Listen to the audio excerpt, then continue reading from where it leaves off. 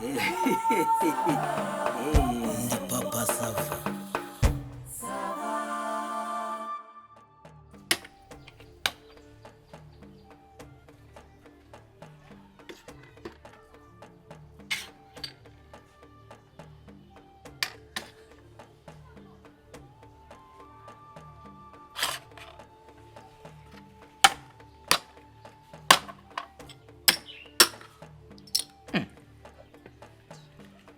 Se papa sava. Ndahugukange eshatu zose. None ubundi suho gute kandi uri mu marushanwa. Urumva waba ushaka intsinzi warangiza ugahurwa. Iyo uzanye no mu rushanwa arakwataka. Ese ibyo ari abari iki? Ariko pasava ubona ibi bintu kuntu birimo imibare myinshi. Buriya rero ngewe ndimbati. Ibintu by'imibare rwose ntabwo urabona impamvu nakubwiye ko nagarukiye mu wa gatanu. Buri ibintu by'imibare nge nta nubwo uvuga ukina rwose. Uziyo twageraga muri bya bindi ngo bita kosinizi. Buriya bintu narabyanga ku buryo hari n'igihe twabigeragamo nkumva rwose nakisokera. Rero nibyo tuba twumva rwose.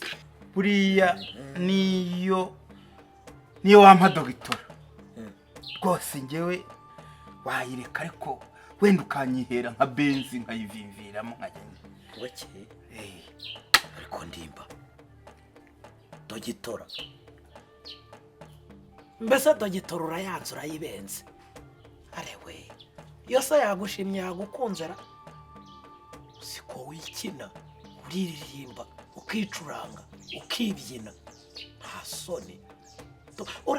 Wagarukiye mu wa gatanu nayo imanite ntuyifite siyo wifuje. Lisansi ntuzi icyari cyo ntayo uvuze utuwayima urayirenze nayo urenze masters none ubenze na dogitora wa. Ariko se ubundi ubwo dogitora yo yakubenga ubwo wabona iyo sura yawe wicaranye n'abandi badogiteri yabona bicamo koko. Dogitora icyo koza da ntacyo wifuzaga na benze waje n'amaguru udaparitse n'igare. Dogitora ariko ntimwisumbukuruza ye. Izo ni ndakubwiye ko dogitora ari isombe batetsemo umusokoro cyangwa ikinono ku buryo bayiguseriva ku dufaranga duke ufite muri resitora.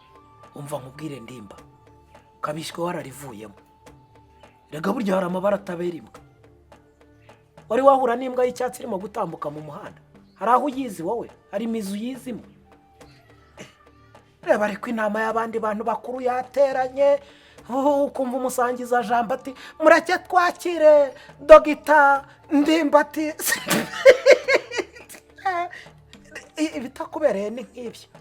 Areba kino ibyo kintu cyamwifuza.